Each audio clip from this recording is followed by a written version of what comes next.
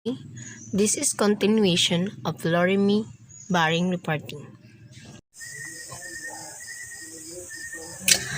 Mollusks have deep and high organic matter, nutrient-enriched surface soil, horizon, typically between 60 to 80 cm in deep.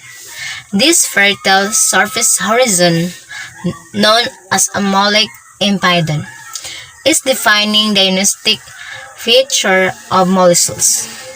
Molic impedance result from the long-term addition of organic materials derived from plant roots and typically have soft granular soil structure. Mollusks occur in savannas and mountain valleys, such as Central Asia or the North American Great Plains. These environments have historically been strongly influenced by fire and abundant perturbation from organisms such as ants and earthworms. Mollusks from Latin word mollis. It means soft are the souls of grassland ecosystem. They are characterized by a thin or dark surface horizon. This fertile surface horizon, known as a molic impediment, result from the long-term addition of organic materials derived from plant roots. Mollusks are among some of the most important and productive agricultural soils in the world and are extensively used for this purpose. They are divided into 8 suborders: albols, acols, rendols, julos, cryos, cereals, ostols, and hodols.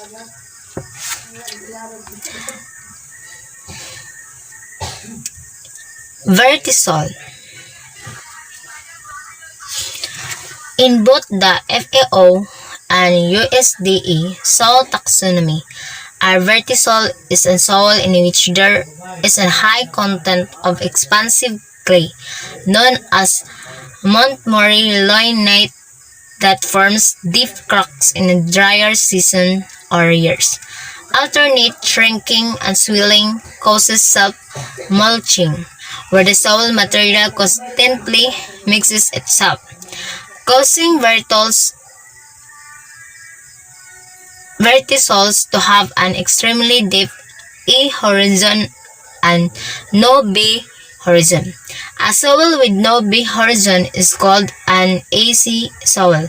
This heaving of the underlying material to the surface often creates a microrelief known as geology.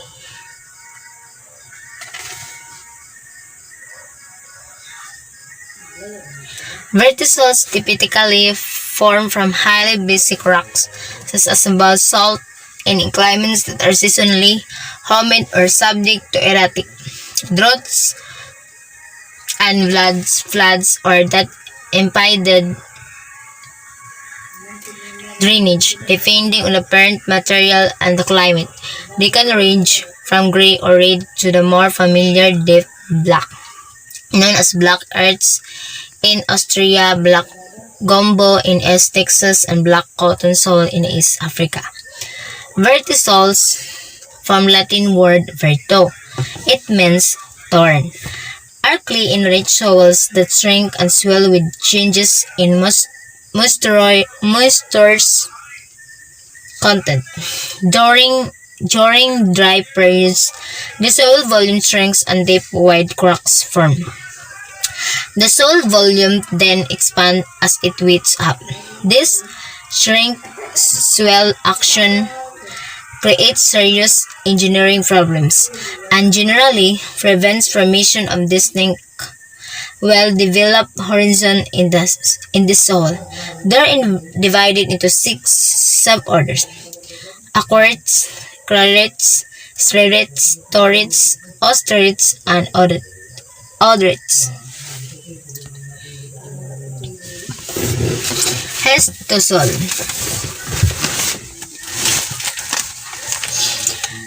A histosol is a soil consisting primarily of organic materials. They are defined as having 40 centimeters or 60 inches or more of organic soil material in the upper 80 centimeters or 31 inches. Organic soil material has an organic carbon content by weight of 12 to 18% or more, depending on the clay content of the soil.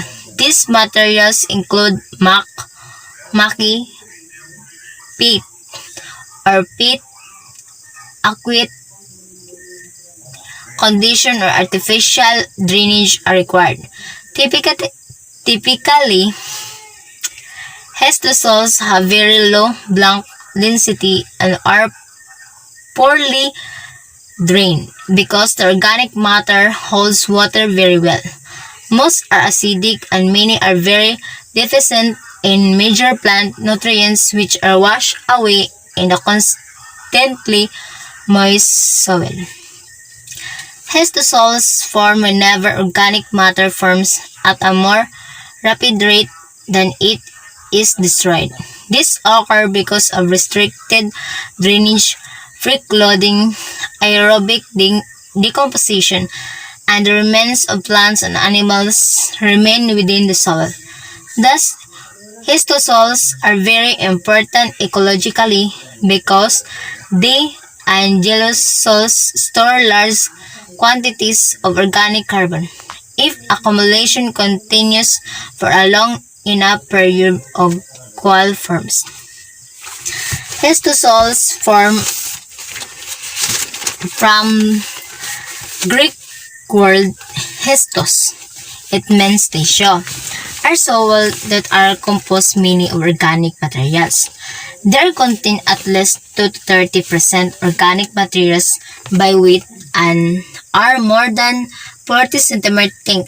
Blank densities are quite low, often less than 0.3 cm. They are often referred to as pits and mucks and have physical properties that restrict their use for engineering purposes. These include low weight, bearing capacity, and subsidence when drained. Histosols are divided into 5 suborders: Follis, Wasses, Fibrous, Saphrous, and Humus.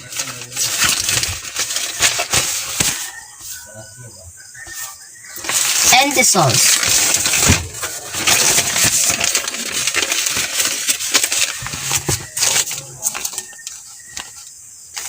In USDA soil taxonomy, entisols are defined as soils that do not show any profile development other than a horizon. An ectisol has no diagnostic horizons, and most are basically unaltered from their parent material, which can be unconsolidated sediment or rock. Entisols are the second most abundant soil order, after insectisols, occupying about 60% of the global ice-free land area. Entisols are soils of recent origin. The central concept in soils developed in unconsolidated parent material, with usually no genetic horizon except an e-horizon. All soils that do not fit into one of the other 11 orders of entisols. Thus, they are characterized by great diversity both in environmental setting and land use. Many entisols are found in the steppe rocky settings.